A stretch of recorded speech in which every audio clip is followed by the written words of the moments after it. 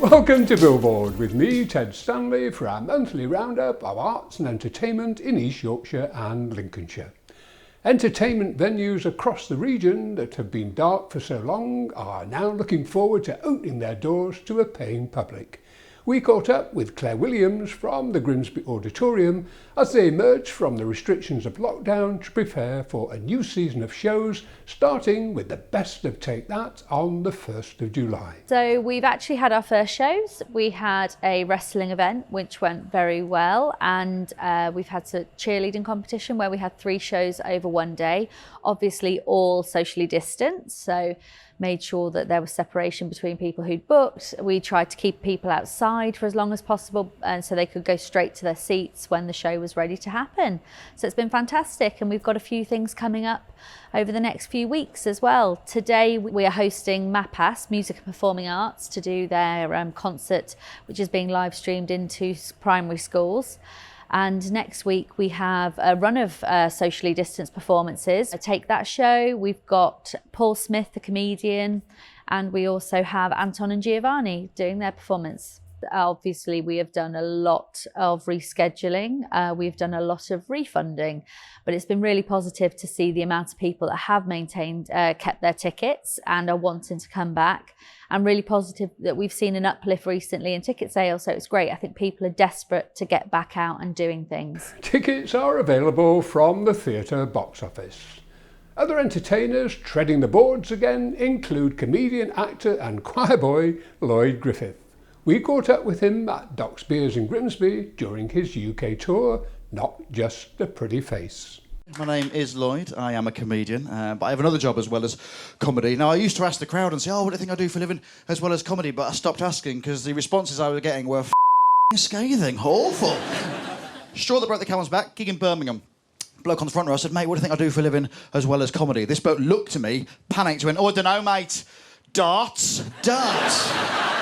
Just a fat athlete. To be fair, it all started from me being a choir boy at St James Church in Grimsby, singing there, and then moving to London, like say 20 years later, and then realising that you can actually do stand-up and it's a job and it's not just people on the TV. It's been 7-8 years now of doing stand-up pretty much full-time, which has then turned into acting and presenting and doing stand-up pretty much the whole of the time. So, jack of all trades, I'd say. Most of my material is from personal experience, growing up in Grimsby, me being a little tubby choir boy.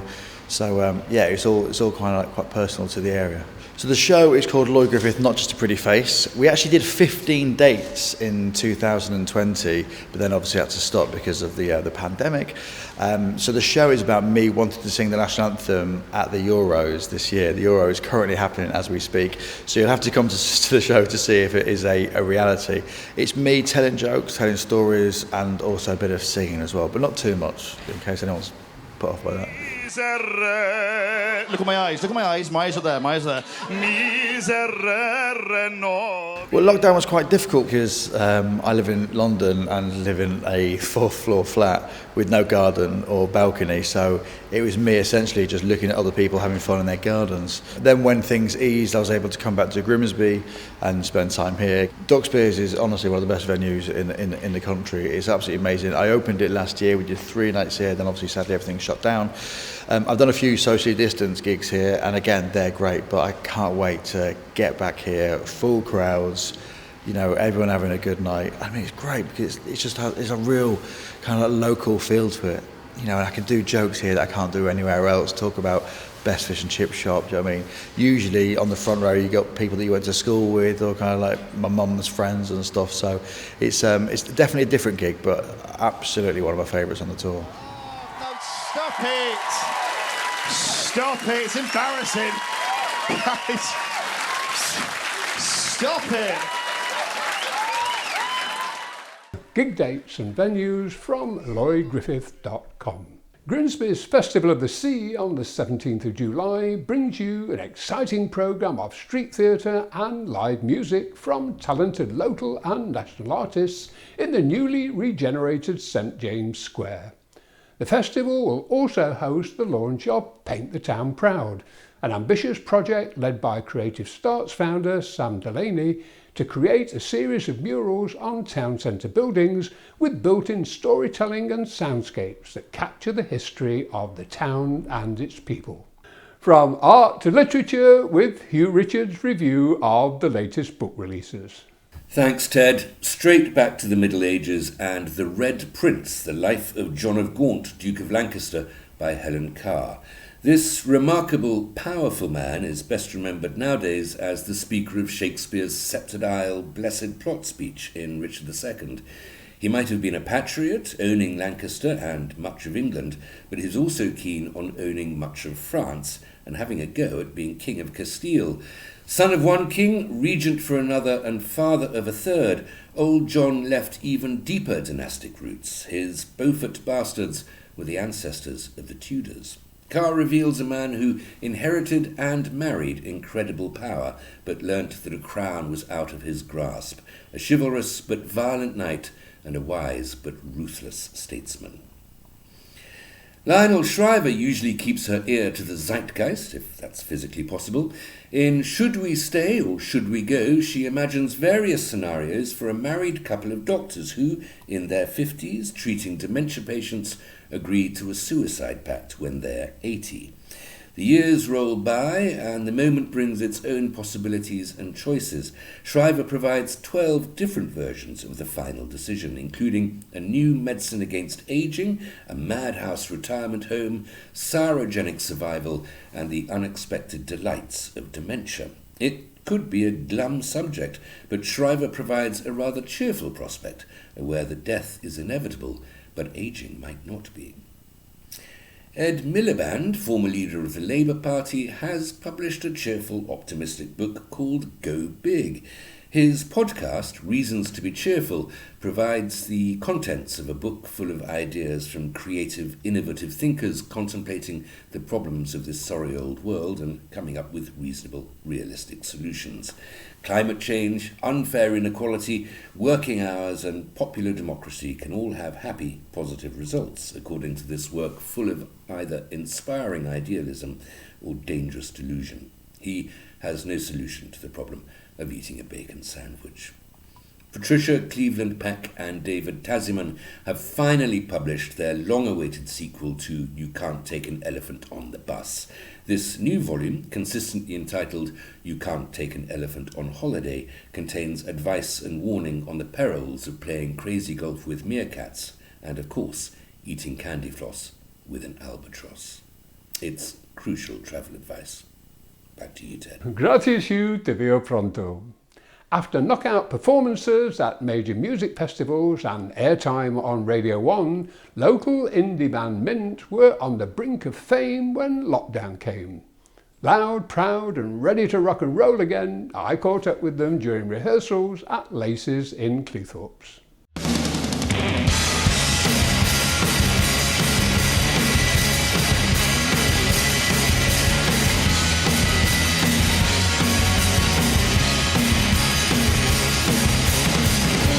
Standing on the shoulders of the tallest people you can find, and nothing seems to get me high. I kind of just badgered the best people in town to start a band with me. There was just like a big community of people, and there was maybe 3 or 4 bands that were born from it. Yeah. I think we just happened to be the most tenacious. The way like Mint songs are sort of formed is like idea from this end and spell check from that end. That's how me and Lenny have always worked. The big thing I always describe our music with is like power and energy, and it's rooted in punk, but really we're a rock band. I'm conscious of the air I'm breathing, and so is purple and green, boom. As like a live entity, we're really messy.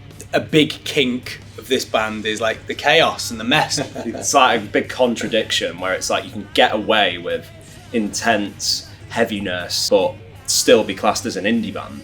I wanted to dress heavy metal guitar music, but we look like Billy and Miley Cyrus. Like, you know what I mean? It's like... I'm definitely Miley. Yeah.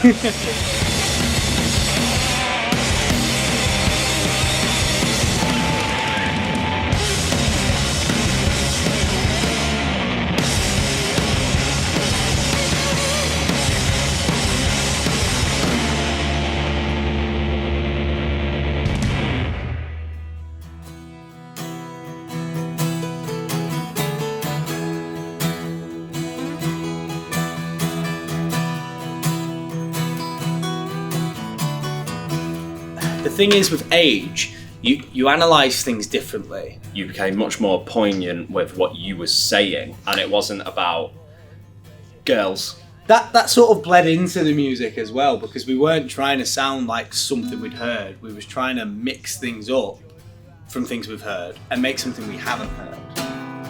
You'll never forget this feeling.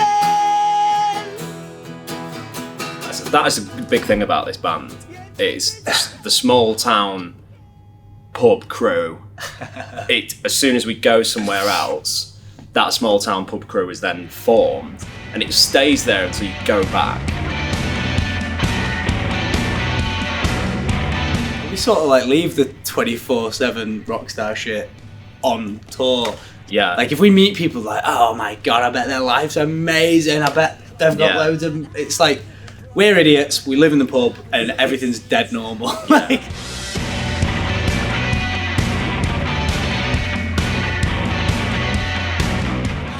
We found other ways to replicate those situations in lockdown. It was tough though, because you lose a lot of your personality when you're not doing the things you've been doing once a week for the past 4 years. I remember talking to you and you saying the same thing, and it's like, I can't remember what my moves are. You know, your moves, like when you do that big kick. Coming out of this, it's like, everyone's going to remember soon, and thank God lockdown is coming to an end. Take me for a ride inside your hatchback and try me all the way up to the 180. There's 50,000 breaths inside a heart attack. I'm clutching to my glass until I decompose. Being from Grimsby, you know, not everyone knows where Tilford is, but when you say Grimsby to people, everyone's like, Grimsby? And you're like, yeah. And aren't we good? Don't ever be like ashamed of where you're from, especially somewhere as rad as Cleethorpes and Grimsby. Yeah, it's sick here. I'll get her to let her try and break my heart. I always kind of said like, want to play major festivals, want to be on Radio 1, I want to do a live lounge, and now we've done those. It could end tomorrow, and I genuinely would be satisfied with what I've done. But I think where we are right now, I want to release an album that's in the top 40. Post-lockdown and the dream, etc., it's like it's time to cement Mint's place in music and not be forgotten, whether we go on for the next 5 years, or whether we go on for the next 50 years, or whether we go on for the next 5 minutes and turn into puff smoke. Like, whatever happens, want to be remembered. Yeah, totally. Take me for a ride inside your hatchback and try me all the way up to the 180. There's 50,000 breaths inside a heart attack. Clutching to my glass until I decompose. Broken, knockout, crocodile cell. They'll be messing with the mind of you. Communal, sucking on the strings and straw. To see the trumpet and the falling on the floor.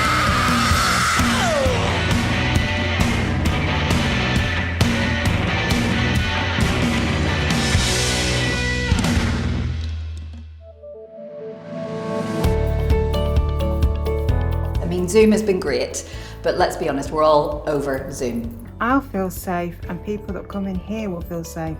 I want brides to have the wedding that they've been hoping for and planning for 2 years. The reason we do our jobs is so that we can have full audiences, and the vaccinations will allow us to do that. It'll be massive to us, and that sort of person to person, you just can't replicate it in any other way. We're very much looking forward to getting people enjoying Ross Tiger again. We're really looking forward to sort of getting customers in the shop and giving tickets out again, and just that buzz and excitement.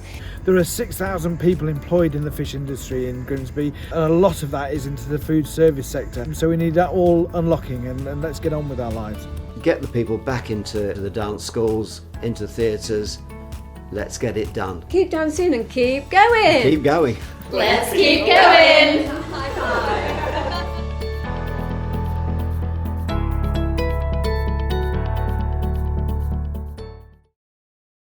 Coming up on tonight's show, artist Sarah Palmer at the Hammond House Gallery in Louth and Gemma Lingard with Box Office. But first, actor and broadcaster Liz Drury with our review of the latest film releases. On Film Review tonight, Kate Winslet plays fossil hunting Mary Anning in Ammonite, A Korean couple follow the American dream in Minari, and Marla Grayson is a very bad person in I Care a Lot.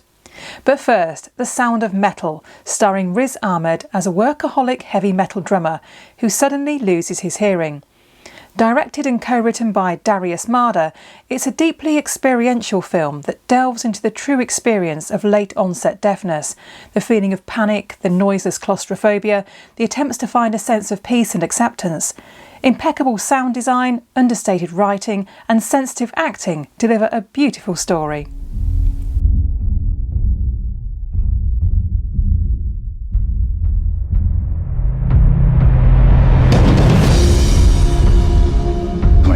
This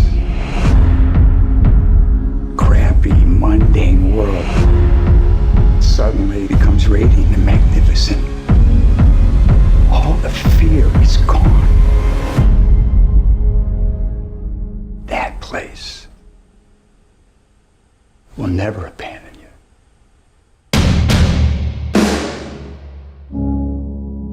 Oscar-nominated Minari tells the tale of an immigrant Korean couple who move their young family to a small farm in the Ozarks in a bid to chase a better life.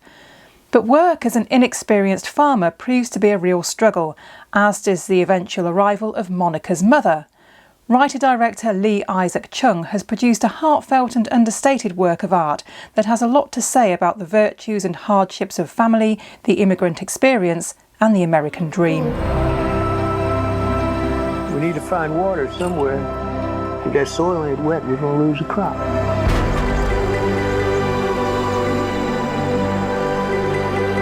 결혼하면서 했던 말 기억나? 미국에 가서 서로를 구해주자고 했던 거. 기억해.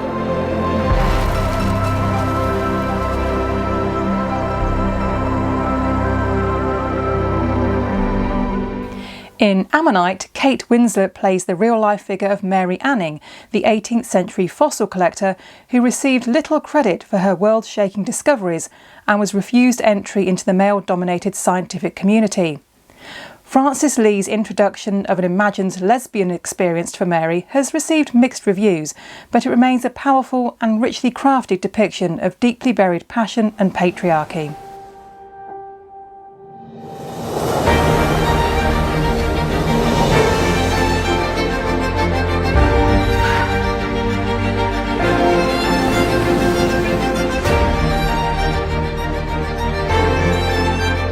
To go back to the life I had before you. What about my life?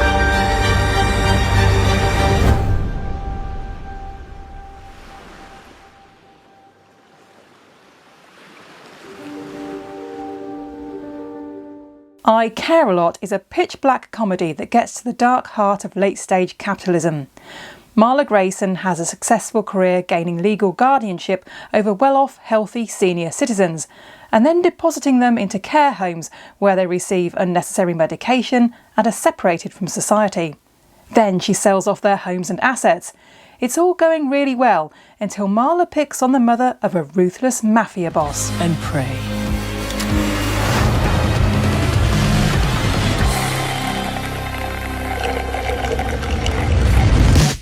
I don't lose. I won't lose. I'm never letting you go. Oh, you're in trouble now. I am Lioness.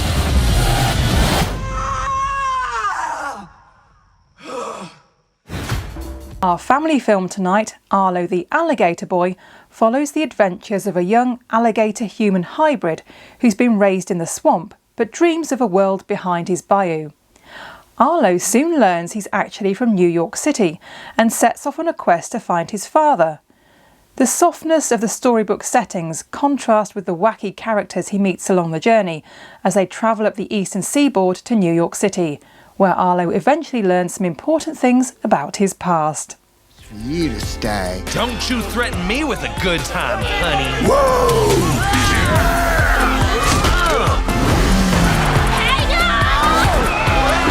It's a whole city to explore. Hey, I'm walking here. I'm walking here. I'm walking here. I'm walking here. I risked everything to be here. Now I don't even know who I am. Because of you, I think that different is the best thing someone can be. Thank you, Liz. Live music gigs are starting to emerge from the world of online streaming, albeit with limited audiences. Kirsty Hannah has a mix of both to recommend in her July music review. Songs of Farewell in the Long Gallery at Doddington Hall on the 13th of July features tenor Mark Padmore and Mexican guitarist Morgan Zemansky in a concert to celebrate the end to solitude as they take us on a journey through the centuries. The Navarra String Quartet feature in the Lincolnshire International Chamber Music Festival, taking place over 5 days in unique Lincolnshire venues. International and UK artists will perform live before socially distanced audiences from the 13th to the 17th of July.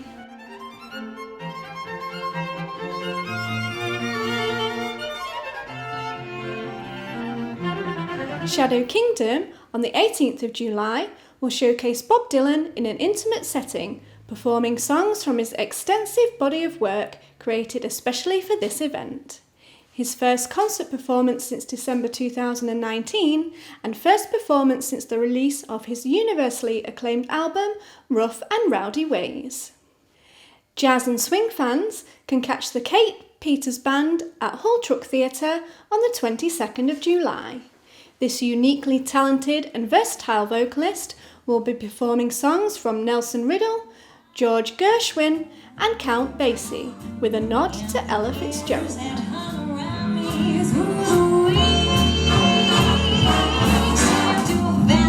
Dr. Feelgood and The Brew feature in Wild Heart's Big Country, an NHS Big Thank You concert at Cleethorpes Meridian Park on Saturday the 31st of July. Tickets on sale now at solidentertainments.com. Jules Holland and his Rhythm and Blues Orchestra joining the very best jazz and blues artists from around the world performing online concerts for the Edinburgh Jazz and Blues Festival. Festival tickets give access to all 42 online concerts, plus a host of free content with jazz for kids and jazz around the world.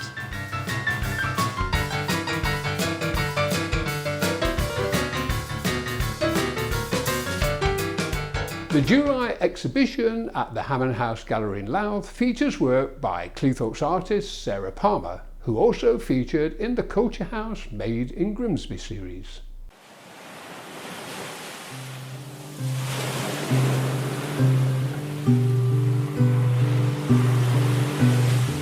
I was born and brought up in Grimsby, went away to uni but then came back. I've worked a lot locally in Lincolnshire in journalism and design in Horncastle and Lincoln. I've always been quite arty, but I've always worked. And furlough was the first time that I literally was like, what am I going to do? I can't endlessly keep painting the bathroom. So I just started sketchbooking, and I think I'm up to 18 sketchbooks I've done in a year. I just ended up getting a really fat watercolour brush, making a right mess on the page and then going over it with ink, and it's really loose and it's really sketchy.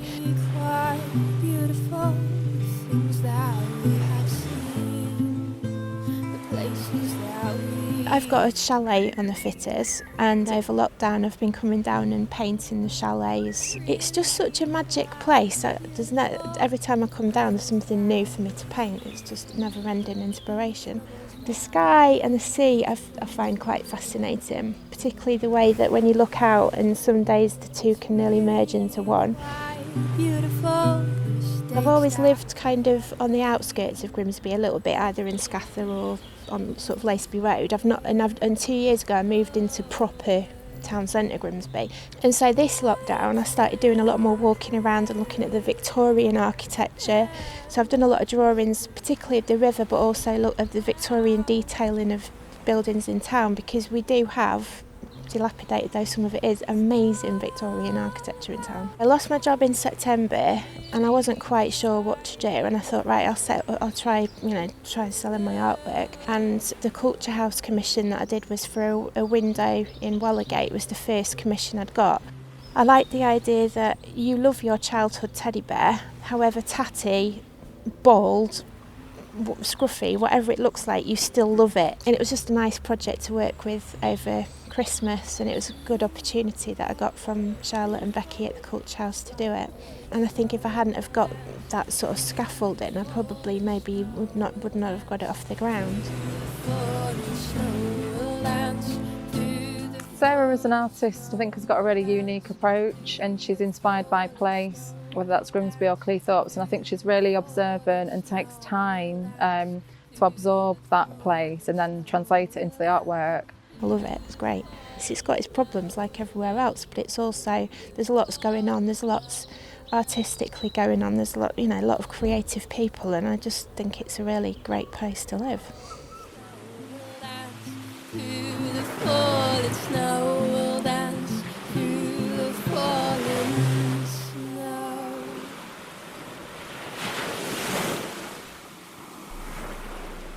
Sarah's exhibition runs from the 1st to the 31st of July. More information from hammondhousegallery.com. As entertainment begins to move offline to live gigs, let's find out what Gemma Lingard is cooking up in her kitchen for the July box office. Cheers, Ted! So, summer is here, and across the region, theatres are finally opening their doors for socially distant shows. Up at Bridlington Spa, Jimmy Carr is in town for a politically incorrect show full of jokes, all about all sorts of terrible things. So you've been warned. You can cringe and wince at Jimmy Carr, Terribly Funny, on the 15th of July. We all know the rhyme, divorced, beheaded, died. Divorced, beheaded, survived. And in Six, the musical, we see the story of Henry VIII's 6 wives told from their perspective in this award-winning musical at Hull New Theatre from the 20th to the 25th of July.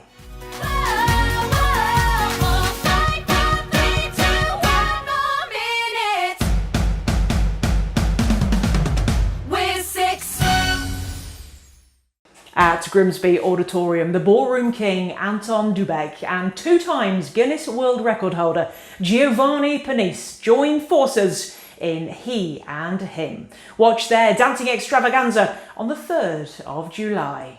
The Louth Playgoers return for their 6th annual summer concerts. This year you can join them in a journey through Tinseltown in Hollywood Highlights. With more than 30 songs from classic and modern day cinema, this is not one to miss. Join them at Louth Riverhead Theatre from the 15th to the 17th of July. And finally, the Illegal Eagles return to the Embassy Theatre in Skegness on the 18th of July for another show featuring the very best of the Eagles catalogue, including Hotel California and Desperado.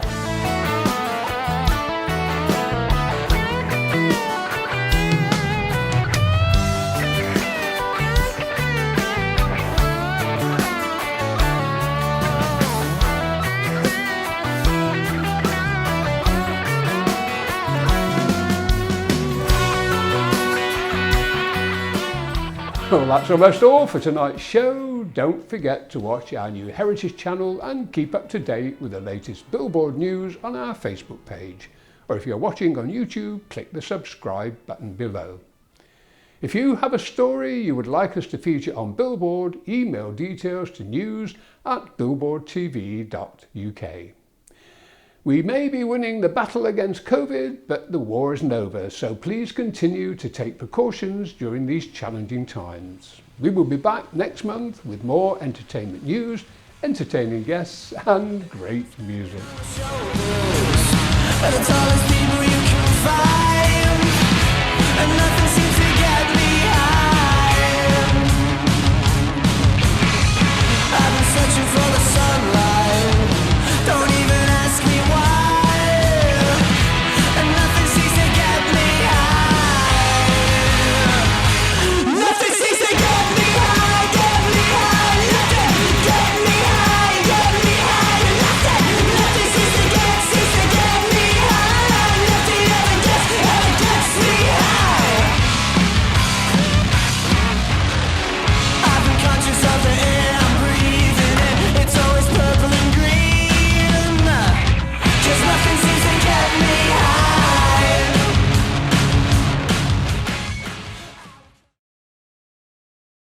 We are deeply sorry to announce the tragic loss of our friend, colleague and Yorkshire correspondent Tony Barker, who passed away unexpectedly on the 19th of June. Our heartfelt condolences go out to his wife Julie and his family. He was a good friend to all of us at Billboard. We will miss him greatly.